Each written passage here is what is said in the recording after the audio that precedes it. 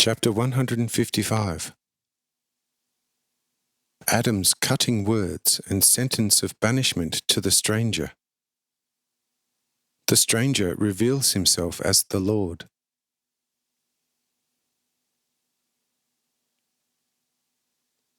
After this discussion, the stranger, leaving Adam, stepped between Hanoch and Adam, asking both, as it were,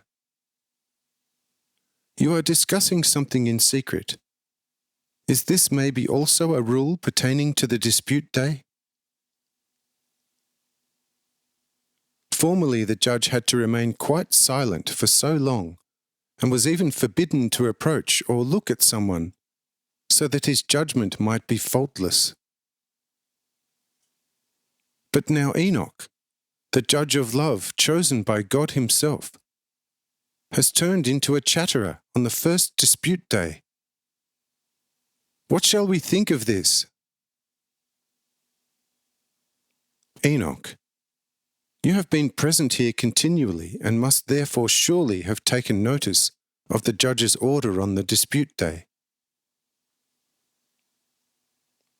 Not being able to deny this, what reason can you give for disregarding the same? Or has the High Abbotdom maybe granted you exemption, introducing another order? This also I should certainly know.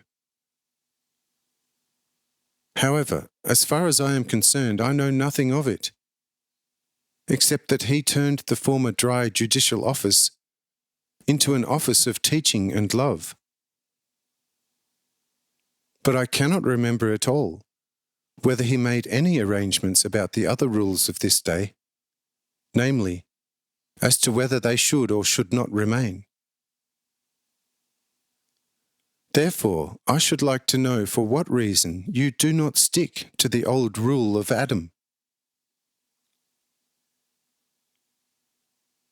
Here Hanoch suddenly became very embarrassed, and was at a great loss to reply to such a cutting remark on the part of the stranger. But on this occasion Adam acted all the more promptly. At once standing up, he assumed his old official attitude and, turning to the stranger, said to him, "Listen, my child. Your wisdom seems to have forgotten on which point you are at present. Since you remember the old rules of the dispute day well enough to be able to criticize the new judge's every move thoroughly, do tell me whether you have not heard of the old law of Adam, according to which he who on the dispute day, in whatever manner, might attack the judge, whether with the tongue or the finger or a nasty look, shall be promptly exiled for 30 years. What do you say to this law? Such a law has always had validity, and as far as I know, the High Abbotdom has no more rescinded it than some other law which you mentioned. Do you understand this? But the old lawgiver of the earth am I myself, and I can rescind a law how and when I will. Do you understand this? Thus I am rescinding all the laws by which up till now the judge was bound in whatsoever sphere. But the laws applying to disputants remain.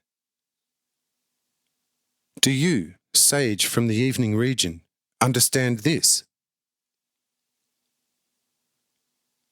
Therefore, come up with a valid excuse now, and if you cannot do this, an irrevocable banishment lasting 30 years is in store for you.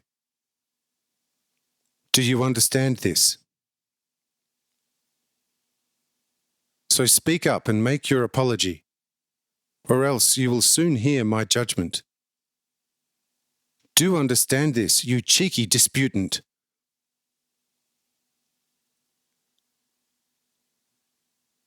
The stranger looked at the wrathful Adam in utter amazement. After a short silence, he finally opened his mouth and said, Adam, what would you say if I proved to you that I have sufficient power and right to completely rescind also the second part of your laws? But Adam retorted vehemently, "One more such question, and you have even forfeited the right to apologize. Understand it, think it over, and speak." But the stranger again replied to Adam, "Adam, for 3 days the High Abbot, Jehovah, God, the Eternal Himself, has preached nothing but love. Are these the fruits of His condescension? Did I in some way offend against Enoch by merely asking him for what reason he was not observing your old law in all points? Adam, you have poorly understood Abidom's teaching. Did not Abidom do away with all judgment and proclaim instead only love? Did he not rid you of the common Adam, thereby exempting you from being accountable to your descendants? Why do you now want to load yourself again with the old burden? Oh, you ungrateful man! What else should Abidom have done which he did not do? You are full of wrath, and, if you could, you would destroy me. Oh, how poorly you understand the thousands upon thousands of Abidom's words. I shall be hit by your present judgment. I shall somehow endure the 30-year banishment. But the time has not yet come for it. This is why I am now rescinding also this law, so that no one shall be banished any more, no one on this height. For brothers shall not judge one another, save with love, patience, meekness, and mercy.